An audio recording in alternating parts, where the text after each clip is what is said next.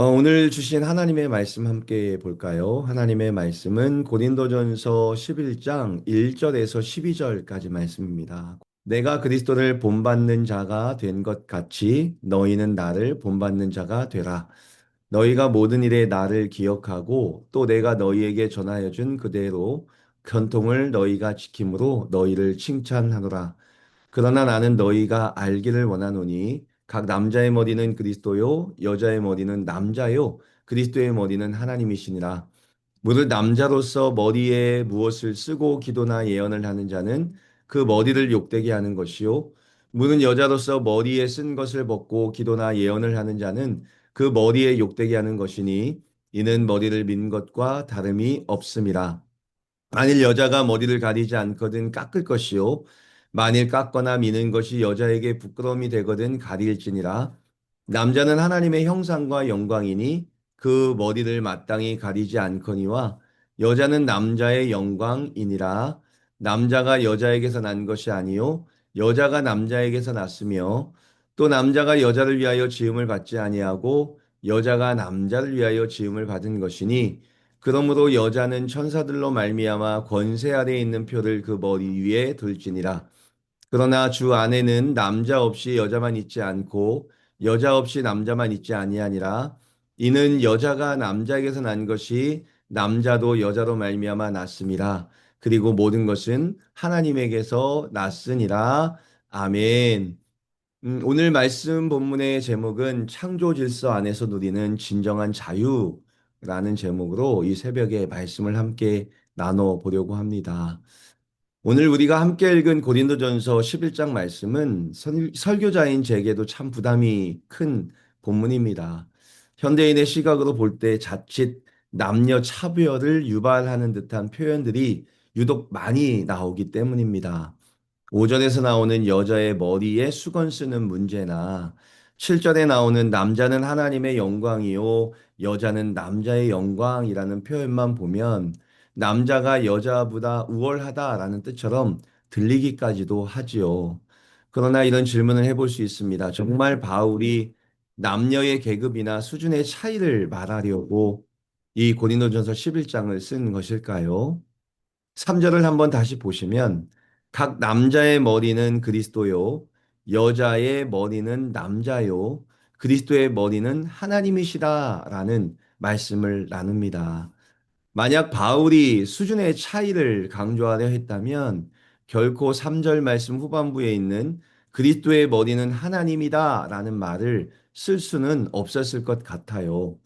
우리가 믿는 침례교 신앙 고백에서 보면 성부 하나님과 성자 예수님은 본질과 권능에 있어서 완전히 동등하신 분이다라고 말을 합니다. 그럼에도 불구하고 3절 말씀에 보면 하나님이 그리스도의 머리라고 말을 하고 있지요. 따라서 우리는 이 말씀을 보면서 생각해야 될 것은 이것은 수준이나 가치의 차이를 나타내려고 쓴 것이 아니라 질서와 역할의 차이를 말하기 위해 쓴 것임을 알 수 있다는 거지요. 이 머리의 개념은 결코 수직적이나 계급이나 우열을 의미하지 않습니다. 삼위일체 하나님을 보십시오. 예수님은 결코 하나님보다 낮거나 부족한 분이 아니셨습니다. 그러나 인류 구원이라는 거대한 사명을 위해 그 사명을 이루기 위해 성자 예수님은 기꺼이 성부 하나님의 권위 아래 자신을 두셨다라고 말을 하는 거죠. 본질은 동등하지만 사랑의 사역을 위해 질서를 선택하시기 위해서 하나님 아래에 있다라는 말을 남겼다는 겁니다.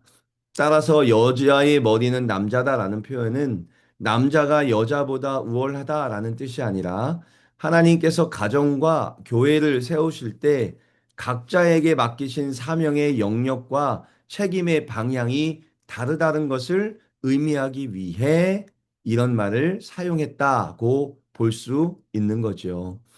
우리는 이 역할의 차이가 사람이 죄를 지은 이후의 현실 속에서 어떻게 더 분명했는지를 창세기 3장 말씀을 통해 볼 수 있습니다.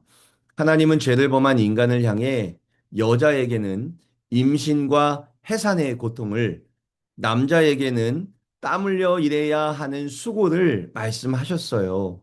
이 말씀은 하나님이 기뻐하신 이상적인 창조 질서라기보다는 죄로 인해 깨어진 관계 속에서 인간이 감당해야 했던 고통의 현실을 보여줍니다.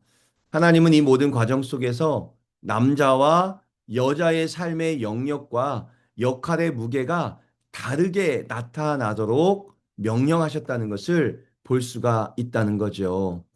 그런데 당시 고린도 교회 안에는 이 하나님이 허락하신 차이를 무시하고 이를 인위적으로 허물어 버리려는 시도들이 있었습니다. 예수 안에서 우리는 이제 완전히 자유하다라고 외치면서 당시 사회에서 정숙함과 책임의 표시로 여겨졌던 머리 수건을 벗어 던지는 행위가 일어났다라는 것을 볼 수 있다는 거죠. 문제는 그들이 얻었다는 그 자유 자체가 아니라 자유에 대한 오해였음을 알아야 합니다. 그들이 자유를 얻어야 했던 영역은요, 평생 자신을 붙들고 있던 아담과 하와로부터 내려온 그 죄를 속하기 위해 예수님께서 십자가의 죽음을 당하셨다는 사실과 그로 인해 모든 죄가 예수님 안에서 용서받았다는 것에 대한 자유함을 마음껏 누려야 했습니다. 그런데 몇몇 사람들은 하나님이 세우신 질서와 성별의 차이 자체를 부정하는데 자신들의 자유를 사용하려 했다는 거죠. 그들은 그들이 가진 자유를 오판하여 하나님이 세우셨던 그 경계를 해방이라는 이름으로 넘어서려 했던 여러 시도들이 그 가운데 있었다는 것을 보여주고 있어요. 이러한 무질서에 대한 바울의 말은 오늘 읽지 않았지만 17절에 분명하게 나오고 있습니다. 내가 명하는 이 일에 너희를 칭찬하지 아니하나니 이는 너희의 모임이 유익이 못되고 도리어 해로움이라. 각자가 주장하는 그 자유가 하나님의 창조 질서를 무너뜨리고 공동체를 분열시킬 때 그 모임은 더 이상 은혜의 자리가 아니라 오히려 교회를 병들게 하는 해로운 모임이 된다라는 것을 사도 바울이 이야기를 하고 있다는 거죠. 성도 여러분, 그리스도인의 진정한 자유는 내 마음대로 할 수 있는 권리가 아니라 하나님이 정하신 질서 안에서 기꺼이 사랑하고 타인을 섬길 수 있는 능력이 있어야 합니다. 8절과 9절의 말씀처럼 남자는 머리로서 지배하는 존재가 아니라 그리스도께서 교회를 위해 자신을 내어 두셨듯 책임지는 사랑을 감당해야 하는 존재가 남자이며 여자들은 그 사랑 안에서 함께 동력하는 영광스러운 파트너로 부름받았다는 것을 기억하면서 서로 협력하고 서로 자신의 것을 내어주면서 사랑하며 감당하는 곳이 바로 교회여야 한다는 것을 말하고 있다는 거죠. 여성들이 써야 했던 그 시절 그 수건은 자신이 결혼한 여인이라는 것을 표시하는 역할을 또한 자신은 하나님이 부여하신 질서를 순종하는 자로 살겠다고 다짐하는 표시가 담겨져 있었습니다. 그러나 자유를 부르는 것까지는 좋지만 하나님이 주신 질서를 지켜야 하는 자유, 교회 공동체 안에서 정해진 규칙을 따르는 자유마저도 필요 없다 여기며 독단적으로 자기 방식을 고수하는 것, 그것이 결코 자유를 만끽하는 것이 아니라고 말하고 있는 것이지요. 바울이 말하고자 하는 최종 결론은 11절과 12절에도 분명하게 나타납니다. 그러나 주 안에는 남자 없이 여자만 있지 않고 여자 없이 남자만 있지 아니하니라 라고 말하면서 모든 것은 하나님께로부터 났느니라 라고 말할 수 있지요.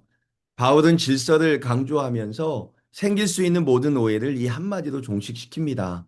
남자와 여자는 지배와 복종의 관계가 아니라 서로가 없이는 온전해질 수 없는 상호 의존적 존재다라고 말을 합니다. 성령께서 각 사람에게 다른 은사를 주셔서 하나의 몸을 이루게 하신 것처럼 남성과 여성 또한 하나님이 주신 서로의 차이를 인정하고 보완하면서 하나님의 뜻을 이루도록 부름받았다라는 것을 오늘 말씀이 분명하게 보여주고 있습니다. 사랑하는 성도 여러분, 오늘 말씀을 맺으려고 합니다. 오늘날 우리에게 머릿수건은 더 이상 지켜야 할 형식은 아니에요. 그러나 그 안에 담긴 정신, 곧 하나님이 세우신 질서를 존중하고 나에게 맡겨진 역할을 신실하게 감당하려는 태도는 오늘 우리 교회 안에서도 여전히 필요합니다. 머리에 수건을 쓰느냐가 아니라 죄사함을 받아 하나님의 자녀로 교회의 한 가족이 되었다면 가족 안에서 지켜야 할 규율과 법칙을 따르면서 자신에게 맡겨진 일을 충실하게 행하며 협력하는 것이 자유를 진짜 잘 사용하는 것이라고 말을 하는 것이지요. 하나님은 우리를 똑같이 만들지 않으셨습니다. 그러나 우리 모두를 동등하게 지으셨습니다. 그리고 각자에게 주신 다름을 통해 조화를 이루게 하셨습니다. 나의 자유를 앞세워 질서를 허무는 사람이 아니라 그리스도께서 보여주신 순종의 질서를 본받는 성도가 될 수 있기를 간절히 소망해요.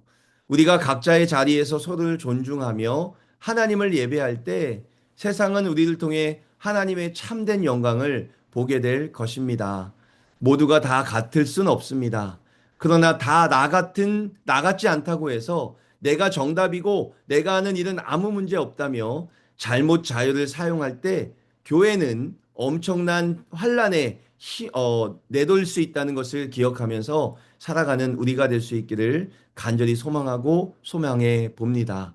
하나님 아버지께서 우리에게 주신 자유가 하나님의 질서를 더욱더 순종하고 혼자 누리라고 주신 것이 아니라 공동체를 살리라고 주신 것임을 기억하면서 오늘도 우리의 것을 희생하고 또 타인의 것을 존중하면서 함께 멋진 교회를 세워가는 저와 여러분 되시기를 간절히 소망하고 소망합니다.